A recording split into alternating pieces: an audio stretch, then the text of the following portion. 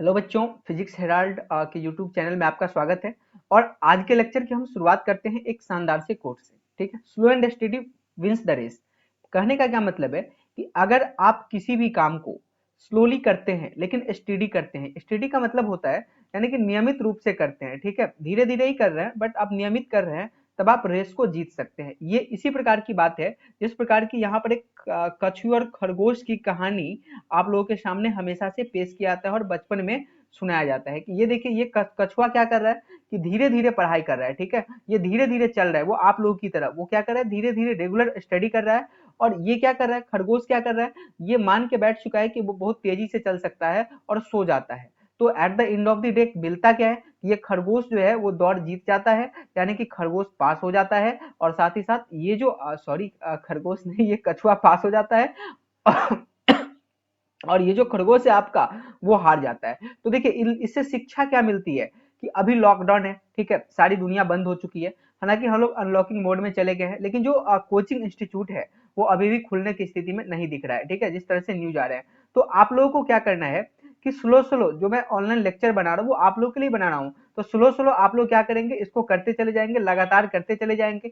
जो बच्चे ये सोच रहे हैं कि देखिए एक बार कोचिंग इंस्टीट्यूट खुलेगी, कोई सर आएंगे, एक जादू की छड़ी चलाएंगे और हम लोग क्या करेंगे, बहुत अच्छा से पढ़ाई कर लेंगे, तो ये इम्पॉसिबल है, ये ऐसा नहीं हो सकता है। तो आप इस खरगोश और कछुए की कहानी से ये चीज सीख सकते हैं और अपने पढ़ाई में मन लगा सकते हैं। आइए अब हम लोग आगे बढ़ते हैं और देखते हैं आज का लेक्चर कि हम लोग को क्या पढ़ना है। हम लोग कर रहे हैं एप्लीकेशन ऑफ गॉस लॉ।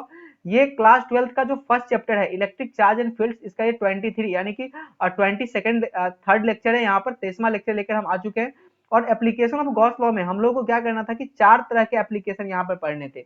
उसमें से एप्लीकेशन जो फर्स्ट था, ये हॉलो स्फीयर से रिगार्डिंग था और इसको हम लोग लास्ट क्लास में यानी कि लेक्चर नंबर 22 में ऑलरेडी हम लोग डिस्कस कर चुके थे। आज हम लोग डिस्कस करने वाले हैं calculation of electric field intensity due to uniformly charged solid sphere. अब यहाँ पर क्या हो गया है कि जो स्फीयर है वो सॉलिड है, यानी कि सॉलिड स्फीयर में चार्ज भरा हुआ है और उसकी वजह से इलेक्ट्रिक फील्ड इंटेंसिटी आप लोगों को निकालना है। मेरा नाम है फतेंद्र कुमार, आप मुझे फॉलो कर सकते हैं यहाँ पर, मेरे चैनल को सब्सक्राइब भी कर सकते हैं और सबसे इंपॉर्टेंट बात यह है कि आप इसको शेयर भी कर सकते हैं। अगर आपको लेक्चर पसंद आता है तो कोई डाउट होता है तो आप कमेंट करके भी बता सकते हैं। आइए हम लोग आगे बढ़ते हैं और देखते हैं। ठीक है, नो, अब यहाँ से आप लोग थोड़ा अच्छे से समझिएगा कि आज का जो लेक्चर है वो ग्राफ से शुरू है। तो जो बच्चे जो 22nd लेक्चर है, 22वां लेक्चर देखेंगे, वहां पर हमने एक होमवर्क दिया था कि जो हॉलो स्फीयर है, यानी कि अगर आपके पास ये देखिए, ये क्या है, एक हॉलो स्फीयर है और इस पर पूरी तरीका से चार्ज भरा हुआ है। ठीक है, अब ये चार्ज क्या है, इसकी वजह से आप इलेक्ट्रिक फील्ड इंटेंसिटी निकाल सकते हैं। तो आप क्या पढ़े थे कि ये अगर हॉलो स्फीयर है तो इसकी वजह से जो इलेक्ट्रिक फील्ड इंटेंसिटी होता है, इसके इनसाइड पॉइंट पर ये जीरो होता है और आउटसाइड पॉइंट पे कितना होता है, एक्स डिस्टेंस पर q/4 pi epsilon naught x square होता है। ठीक है, ये चीज है। तो इसका ग्राफ बोले थे हम खींचने के लिए। देखिए, अब ग्राफ कैसे खींचेंगे, यहां से हम लोग डिस्टेंस मेजर करना शुरू करते हैं सेंटर से। अब सेंटर से यहां तक, ठीक है, ये डिस्टेंस तक यानी कि आर डिस्टेंस तक कोई इलेक्ट्रिक फील्ड नहीं है। तो यहां पर देखिए, इस पर हम लोग इलेक्ट्रिक फील्ड लिए हैं और इस पर क्या लिए हैं, डिस्टेंस लिए हैं। यहाँ आप लोग मेंशन कर सकते हैं, यहाँ पर क्या है, डिस्टेंस है इस पर। ठीक है, तो देखिए x इक्वल टू जीरो यानी कि सेंटर, यहां से लेके x डिस्टेंस तक इलेक्ट्रिक फील्ड इंटेंसिटी जीरो है, यानी कि इसका ग्राफ क्या हो जाएगा, इसी पर इस तरीका से आएगा। और उसके बाद क्या हो रहा है कि जो इलेक्ट्रिक फील्ड इंटेंसिटी है वो एक्स के स्क्वायर का इनवर्सली प्रोपोर्शनल है। तो स्क्वायर का इनवर्सली प्रोपोर्शनल, तो ग्राफ कैसा होगा, this is the graph out side के लिए। तो ये आपका ग्राफ है किसके बीच में, इलेक्ट्रिक फील्ड इंटेंसिटी और इसके बीच में। कई बार, ठीक है, क्लास 12th में ऑब्जेक्टिव भी पूछा है और सब्जेक्टिव भी इस तरह के क्वेश्चन पूछे जाते हैं, तो आप लोग ध्यान रखेंगे। ठीक है, आइए अब हम लोग आगे बढ़ते हैं। ये तो लास्ट क्लास का होमवर्क था और फिर हम लोग देखते हैं, ठीक है, ये कि अब हम लोग सॉलिड स्फीयर, अगर कोई चार्ज है, ठीक है, और ये चार्ज किसी भी सॉलिड स्फीयर के अंदर पूरी तरीका से भरा हुआ है, तो आप इलेक्ट्रिक फील्ड इंटेंसिटी कैसे कैलकुलेट करेंगे, यहाँ पर किस प्रकार से इलेक्ट्रिक फील्ड इंटेंसिटी निकालेंगे, ये चीजें हम लोग को यहाँ पर देखनी है। तो देखिए यहाँ पर क्या है कि एक स्फीयर है, ठीक है, आप गेंद है आपके पास और उसके अंदर पूरी तरीका से चार्ज भरा हुआ है, जैसा कि यहाँ आपको दिख रहा है। ठीक है, और ये जो चार्ज का डिस्ट्रीब्यूशन है ये आपका यूनिफॉर्मली है। देखिए, यूनिफॉर्मली चार्ज डिस्ट्रीब्यूशन का क्या मतलब होता है कि इसके अंदर हर जगह जो चार्ज की डेंसिटी है, मतलब चार्ज एक ही जैसा है। ठीक है, और इसकी जो डेंसिटी है वो कितना दे रखा है, रो दे रखा है। इसको हम लोग रो पढ़ते हैं, ये एक सिंबल है। ठीक है, इसको हम लोग क्या पढ़ते हैं, रो, RO, रो, इसको हम लोग रो पढ़ते हैं। ठीक है, ये चीज है। तो यहाँ पर ये चीज आपको समझ में आ गया होगा कि ये ठीक है। अब देखिए यहाँ पर इसकी वजह से हमको इलेक्ट्रिक फील्ड इंटेंसिटी निकालना है। तो देखिए जब ये वॉल्यूम आ गया, जब ये स्फेरिकल आ गया, तो स्फेरिकल में यहाँ पर इलेक्ट्रिक फील्ड निकालने की दो पॉसिबिलिटी बन सकती है। क्या बन सकती है सर? एक तो आपका इनसाइड बन जाएगा, आप इनसाइड पॉइंट पे निकाल सकते हैं, और साथ ही साथ क्या निकाल सकते हैं, आउटसाइड पॉइंट पे निकाल सकते हैं, मतलब दो पॉसिबिलिटी। हाँ एक और चीज है कि आप इसके सर सरफेस पर भी निकाल सकते हैं, देख लेते हैं कितना होगा। ठीक है, तो सरफेस का जो निकालेंगे ना हम लोग, ये हम लोग एक केस बना के कर लेंगे। ठीक है, मतलब ये बिल्कुल ये चीजें नहीं है। ठीक है, वो हम लोग ऐसे ही कर लेंगे, लेकिन आउटसाइड और इनसाइड पॉइंट पर हम लोग यहाँ पर निकालना सीखेंगे। इससे पहले यहाँ पर एक चीज आप देखिए कि चार्ज डेंसिटी, यहाँ पर चार्ज डेंसिटी कितना दे रखा है, रो दे रखा है। इसका क्या मतलब हुआ? देखिए चार्ज डेंसिटी रो का मतलब यहाँ पर होता है, यहाँ पर रो का मतलब होता है चार्ज पर यूनिट वॉल्यूम। क्योंकि ये जो चार्ज है ये इस वॉल्यूम में ऑक्युपाइड है। ठीक है, जो चार्ज डिस्ट्रीब्यूशन होता है और चार्ज डेंसिटी होता है वो तीन तरह के होते हैं। फर्स्ट होता है लीनियर चार्ज डेंसिटी, सेकेंड आपका होता है सरफेस चार्ज डेंसिटी, और थर्ड क्या होता है, वॉल्यूम चार्ज डेंसिटी। आप अगर सिंबल देखेंगे तो लीनियर चार्ज डेंसिटी को हम लोग लैम्डा से डिनोट करते हैं, सरफेस चार्ज डेंसिटी को हम लोग सिग्मा से डिनोट करते हैं, और वॉल्यूम चार्ज डेंसिटी को हम लोग रो से डिनोट करते हैं। ये तीन चीज आपका हो गया। तो यहाँ पर चूंकि वॉल्यूम में भरा हुआ है तो इसीलिए हम लोग किए हैं रो से डिनोट किए हैं, और ये हो जाएगा चार्ज पर यूनिट वॉल्यूम। ठीक है, अब यहाँ पर देखिए we have to find electric field intensity at inside and outside point, दोनों पॉइंट पर हम लोग को निकालना है। अब हम लोग एक एक करके देखते हैं, समझते हैं गॉस लॉ से कैसे हम लोग इन चीजों को निकाल पाएंगे। ठीक है, तो देखिए आप लोग याद कीजिए गॉस लॉ जब आप लोग यूज करेंगे तो गॉस लॉ में क्या चीजें करनी है। तो सर गॉस लॉ अप्लाई करके अगर हम इलेक्ट्रिक फील्ड निकालते हैं तो वहां पर सिर्फ दो ही स्टेप है, first step and second step. First step में सर क्या करना है, गॉसियन सरफेस खींचना है, और सेकंड स्टेप में क्या करना है, गॉस लॉ अप्लाई करना है। ये दो ही काम हम लोग को करना है, और गॉस लॉ इसीलिए बिल्कुल आसान है, आप लोग इसको भारी बनाकर नहीं चलेंगे। ठीक है, चलिए अब इनसाइड पॉइंट पे देखते हैं। मान लेते हैं कि आपके पास एक स्फीयर है। ठीक है, ये वाला दिख रहा है ना आपको, स्फीयर है। चलिए अब इस स्फीयर के अंदर एक पॉइंट है P, दिख रहा है आप लोगों को, ये पॉइंट है कौन सा, ये P। इस पॉइंट पर हमको इलेक्ट्रिक फील्ड इंटेंसिटी निकालना है। सबसे पहले आप ये बताओ कि क्या इस चार्ज की वजह से यहाँ पर इलेक्ट्रिक फील्ड इंटेंसिटी होगा या नहीं होगा? क्या आंसर होगा? सिंपल सा आंसर है सर होगा, क्योंकि कहीं भी अगर चार्ज रखा रहता है तो इलेक्ट्रिक फील्ड इंटेंसिटी होता ही है। तो पहला काम क्या करेंगे सर, इस पॉइंट पे निकालना है, तो इस पॉइंट से पास करता हुआ एक हम लोग सर गॉसियन सरफेस खींच लेंगे। और चूंकि यहाँ पर देखिए स्फेरिकल चार्ज है हमारे पास, तो इसीलिए इसका जो गॉसियन सरफेस होगा कौन सा होगा, स्फेरिकल होगा, जैसा कि हम लोग लास्ट हॉलो स्फीयर में देखे थे। ठीक है, चलिए सर खींच लिए गॉसियन सरफेस, कोई कंफ्यूजन नहीं होना चाहिए। ठीक है, अब आगे बढ़ते हैं। अब जब फर्स्ट स्टेप कर लिए हैं तो अब क्या करेंगे हम लोग, सर गॉस लॉ अप्लाई कर देंगे, सिंपल सा। चलिए अप्लाई कर दीजिए। देखिए गॉस लॉ कहता क्या है कि जो फ्लक्स पास करता है वो इक्वल होता है Q in by epsilon note. एक बात जो जोड़ देकर हम बार बार बताते हैं कि यहाँ पर जो फ्लक्स हम लोग लेते हैं ना, ये हम लोग गॉसियन सरफेस के थ्रू लेते हैं, ना कि इसके थ्रू लेते हैं। इसके थ्रू हम लोग नहीं लेते हैं, हम लोग किसके थ्रू लेते हैं, ये वाले के थ्रू लेते हैं। ठीक है, हमेशा। तो चलिए अब यहाँ पर phi equal to EDS cos 0 degree, spherical case में कॉफ 0 हम बताए थे, यहाँ पर आप लोगों को याद होगा कल भी बताए थे। ठीक है, तो ये आ गया। तो अब ई बाहर कर सकते हैं, क्योंकि ये प्रॉपर्टी होता है गॉसियन सरफेस का कि गॉसियन सरफेस पर कहीं भी आपको इलेक्ट्रिक फील्ड का मैग्नीट्यूड हमेशा सेम होगा। इसको बाहर कर दिए, और यहाँ पर क्या हो जाएगा डीएस, और इसका आपका इंटीग्रेशन, और ये जो सिंबल है ना, ये सिंबल क्लोज सरफेस का दिखा रहा है, यानी कि किस सरफेस के अक्रॉस इंटीग्रेशन करना है, ये गॉसियन सरफेस के क्रॉस हम लोगों को इंटीग्रेशन करना है। ठीक है, अब चलिए इक्वल टू, अब आगे बढ़ते हैं। यहाँ पर क्या क्यू इन, क्यू इन कितना होगा, देखिए तो यहाँ पर क्यू इन का क्या मतलब होता है, ये मतलब होता है बच्चे कि गॉसियन सरफेस के अंदर कितना चार्ज भरा हुआ है, किसके अंदर, गॉसियन सरफेस के। तो आपका गॉसियन सरफेस कौन सा है, ये वाला है ना भाई, तो इसके अंदर कितना चार्ज भरा हुआ है ये हमको निकालना है। ये टोटल चार्ज से हमको कोई मतलब नहीं है, इसके अंदर से है। अब बताइए, देखिए दिया हुआ क्या है, डेंसिटी दे रखा है आपके पास, दे रखा है ना। तो डेंसिटी का क्या मतलब होता है, चार्ज पर यूनिट वॉल्यूम। एक वॉल्यूम में रो चार्ज है, तो इसका वॉल्यूम आप निकाल लो कि ये जो आपका जो गॉसियन सरफेस है, इस गॉसियन सरफेस का वॉल्यूम निकाल लो। जब आप वॉल्यूम निकाल लो कि गॉसियन सरफेस का, तो आप क्या कर सकते हैं, यहाँ से क्यू इन निकाल सकते हैं, यानी कि क्यू इन क्या हो जाएगा, रो यानी कि charge density into volume, volume किसका, गॉसियन सरफेस का। क्यों, क्योंकि क्यू इन हमको गॉसियन सरफेस के अंदर का निकालना है, तो कितना आ जाएगा, rho into 4/3 pi x q, that is the volume of the Gaussian surface. तो यहाँ से ये चीज आ गई, तो यहाँ पे रखती है rho into 4/3 pi x q, by epsilon not, that is the simple, एकदम बिल्कुल सिंपल है। अब हम लोग यहाँ पे आगे बढ़ते हैं, कैलकुलेशन कर देखिए। ई तो हमको निकालना है इलेक्ट्रिक इंटेंसिटी। डीएस का क्या मतलब होता है? डीएस का मतलब होता है सर छोटा सा एरिया, लेकिन इस छोटे से एरिया को कहाँ इंटीग्रेट करना है सर? इस गॉसन सरफेस में इंटीग्रेट करना है। तो गॉसन सरफेस में जब इसको इंटीग्रेट करना है तो आप ये बताइए कि गॉसन सरफेस का टोटल सरफेस एरिया कितना होगा, आप ये बता दीजिए, ठीक है? कितना होगा, दिख रहा है क्या कहीं पे गॉसन सरफेस का टोटल?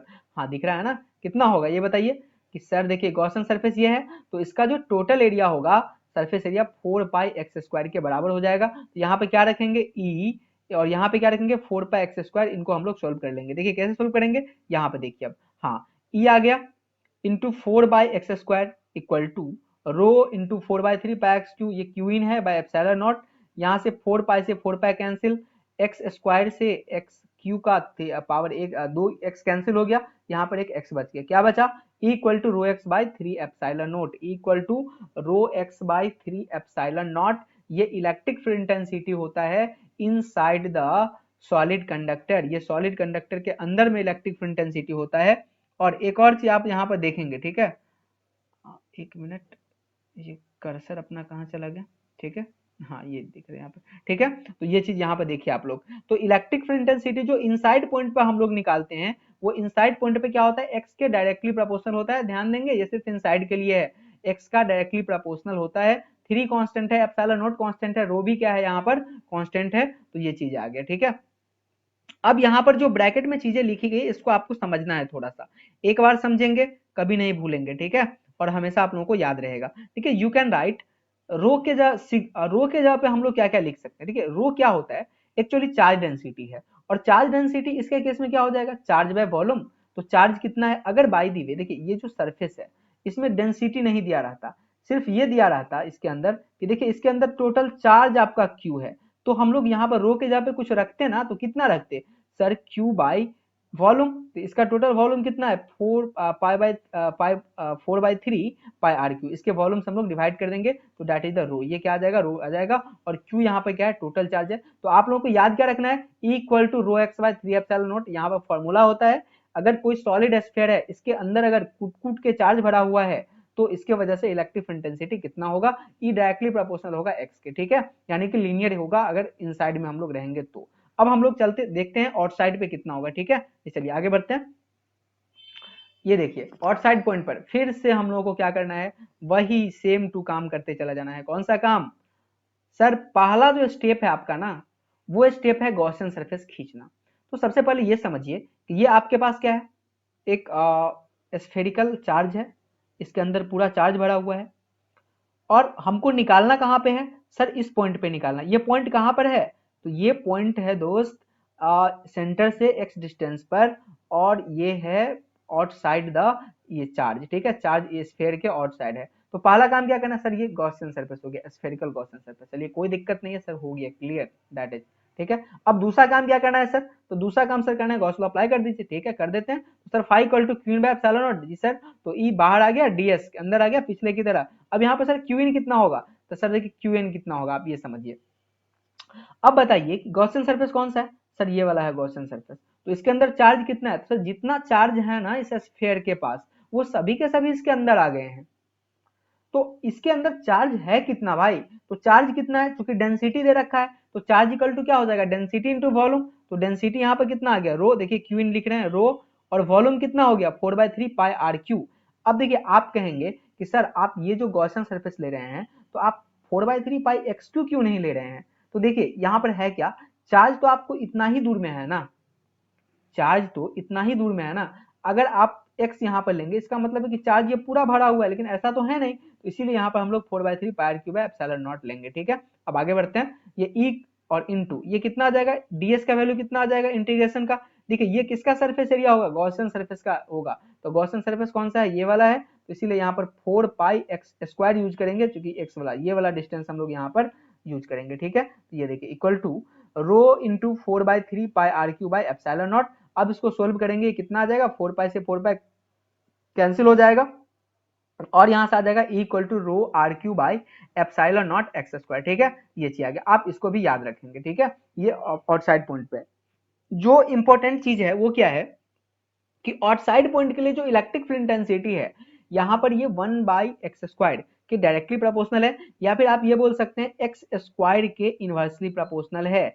अगर आप होलो स्फीयर के केस में जाएंगे तो होलो स्फीयर के केस में भी जो आउटसाइड पॉइंट के लिए था वो एक्स स्क्वायर के ही इनवर्सली प्रोपोर्शनल था। और एक और बात जो आप लोग को याद दिलाना चाहेंगे कि अगर पॉइंट आउटसाइड हो जाता है, चाहे वो होलो स्फीयर हो, चाहे फिर से क्या हो हमारा सॉलिड स्फीयर हो, तो क्या होता है, इलेक्ट्रिक फील्ड इंटेंसिटी निकालने के लिए आप इस चार्ज को क्या करो, सेंटर पे कंसंट्रेटेड मान लो, ठीक है। अगर सेंटर पे कंसंट्रेटेड मान के अगर आप एक्स डिस्टेंस पर निकालेंगे, वही इलेक्ट्रिक फील्ड इंटेंसिटी होता है जो कि इसके आउटसाइड के लिए होता है। तो यहाँ वहां पर भी अगर हम लोग ये निकालते हैं, ठीक है, यहाँ पे चीजें को देखिए कि अगर हम लोग सेंटर पे रख के निकालते हैं इसको, तो q/4 पे एप्सिलॉन एक्स स्क्वायर होगा, तो नीचे भी तो एक्स स्क्वायर यहाँ पर हो रहा है और यहाँ भी क्या हो रहा है, एक्स स्क्वायर यहाँ से आ जा रही है, तो ई इनवर्सली प्रोपोर्शनल है एक्स के स्क्वायर के। ये किसके लिए हो गया, आउटसाइड के लिए। तो देखिए आप लोगों को यहाँ पर याद क्या रखना है, ठीक है, सबसे पहली चीज ये याद रखना है कि आप निकालेंगे कैसे, और ये बहुत सिंपल है कि सर बस दो स्टेप है सर, एक तो गॉसियन सरफेस लेना और दूसरा गॉस लॉ को अप्लाई करना, बाकी रिजल्ट आपके सामने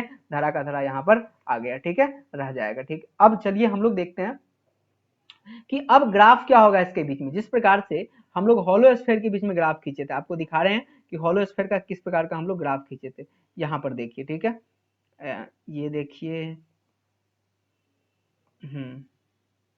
एक मिनट आ गया, पीछे में चला गया, हाँ ठीक है, ये ग्राफ था ना होलो स्फीयर के लिए।